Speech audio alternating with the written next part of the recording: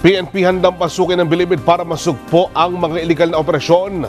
Narito na ang pag-uulat ni Aguila Nueve Jared Prado. Wala man nakikita ang problema ang Philippine National Police sakaling maglunsad sila ng anti-illegal drugs operation sa loob ng Bilibid Prison na sinasabing naging sentro na rin ng mga transaksyon ng ipinagbabawal na gamot. PNP spokesman, Chief Superintendent Welben Mayor, koordinasyon lamang naman niya sa pamunuan ng Department of Justice ang kailangan dahil nasa ilalim ng pangasiwa ng DOJ ang New Bilibid Prison.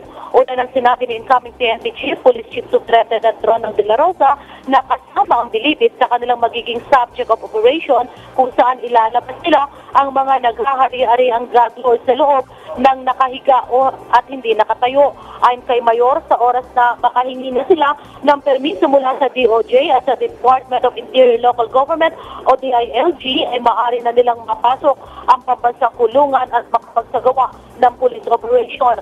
Naniniwala si Mayor na dapat magkaroon ng tinatawag na whole government approach sa paglaban sa drug, lalo't desidido ang Duterte administration na matigil na ang pamamayagpag ng illegal na droga sa bansa.